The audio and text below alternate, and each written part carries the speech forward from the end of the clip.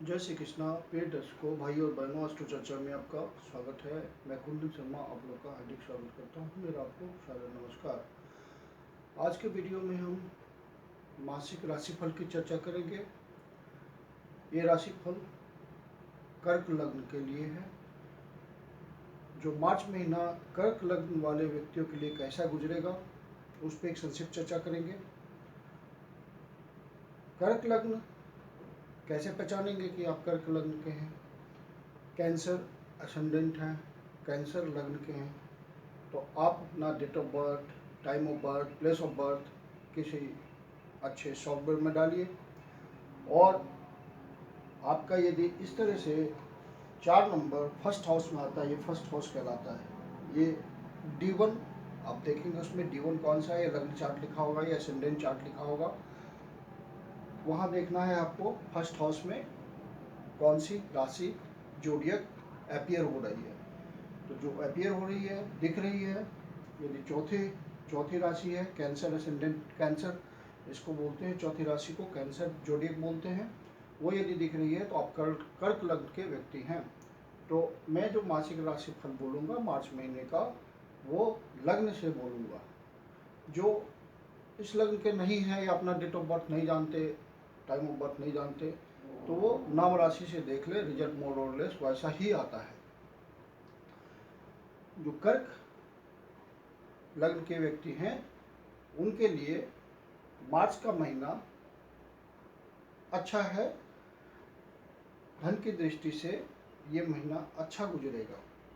Most of the time धन की दृष्टि से अच्छा है ये मार्च का महीना। जो सबसे महत्वपूर्ण बात इस समय चल रही है वो है अंगारक योग। राहु और मंगल एक साथ वृषभ राशि में बैठे हुए हैं और अंगारक योग बन रहा है। ये ज्योतिष के हिसाब से एक निगेटिव योग होता है। तो जिस भी हाउस में बैठेगा वहाँ प्रॉब्लम क्रिएट करने वाला ये हो जाता है। तो कर्क लग्न के व्यक्तियों के लिए अंगारक योग बन रहा है।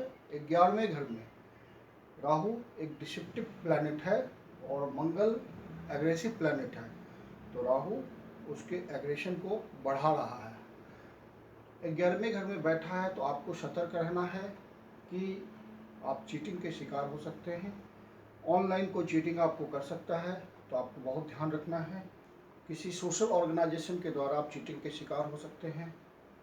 अपने एल्डर्स कोबोल्स जो है वो आपको दिग्भ्रमित कर सकते हैं और आपका अनड्यू एडवांटेज ले सकते हैं, मतलब वो भी चीटिंग कर सकते हैं। तो आपको ध्यान इन सब बातों का रखना बहुत ज़रूरी है, क्योंकि ये अंगारक योग इसी तरह के फल दे रहा है आपको। चीटिंग का प्रबल योग है। 11वां हाउस जिन जिन बातों को बताता है उन सब से रिलेटेड ये सब बातें होती है, तो आप उसका ध्यान रखिए। ध्यान रखने पे उसका निराकरण हो जाता है। अब जो परिस्थितियां बन रही 1 मार्च को राहु के गोचर की, वो सारा यहाँ पे मेंशन्ड है। अभी मंगल 1 तारीख को वृषभ राशि में गोचर कर रहा है, 4 डिग्री का है, और ये आपका 11 मार्च को नक्षत्र परिवर्तन करेगा। पूरे महीने ये यहीं रहना है, इसलिए पूरे महीने आपको सावधान रहना है इस बात के लिए कि कहीं मैं किसी की चीटिंग का, वो मुझे दिग्भ्रमित करके, ठग करके, बातें बना करके चीटिंग ना कर ले, उसका ध्यान रखना है। पूरे महीने ऐसा योग बन रहा है। फिर जो मंगल है, मंगल अभी कृतिका नक्षत्र में गोचर कर रहा है, तो आपके धन के योग बन रहे हैं। धन कुल मिला के मार्च में धन की स्थिति आप महसूस करेंगे, अच्छी रहेगी आपके पास। डिफरेंट सोर्सेज से जिस भी काम में आप लगे हुए हैं उसमें धन की मात्रा बढ़ जाएगी। महीना अच्छा जाएगा धन के लिए। 15 मार्च के बाद जो भी आप जिस भी काम में लगे हुए हैं या नए जॉब के लिए प्रयास करेंगे तो बेटर अपॉर्चुनिटी आती हुई दिख रही है। जो जहां आप जॉब कर रहे हैं या जो भी बिजनेस कर रहे हैं उसमें लाभ होगा, और वो लाभ सब्सटेंशियल होगा, मतलब आपको दिखेगा वो लाभ, फायदा पहुंचेगा आपको, और वो लाभ देता हुआ पूरा महीना आपको, जो ग्रहों की स्थितियां बन रही है तो पूरा महीना आपको थोड़ा बहुत देता रहेगा, बाद में सिग्निफिकेंट देगा। धन का योग तो बढ़िया बन रहा है इस महीने में। वैवाहिक जीवन आपका इस महीने अच्छा गुजरेगा। लाइफ पार्टनर से तालमेल सही बनेगा, एक दूसरे को आप अच्छे से समझ पाएंगे, बेटर एडजस्टमेंट रहेगा। इस महीने आप अपने फैमिली रिलेशंस को, मान लीजिए कि परिवार में कोई डिस्प्यूट हो गया, किसी रिलेटिव के साथ कोई डिस्प्यूट हो चुका है पहले पास्ट में, तो उसको आप इस समय इम्प्रूव कर सकते हैं। इस मंथ में आप उसको रिपेयर कर सकते हैं, तो आप उसके लिए प्रयास कर लीजिए, वो रिलेशन आपका हेल्दी हो जाएगा फिर से।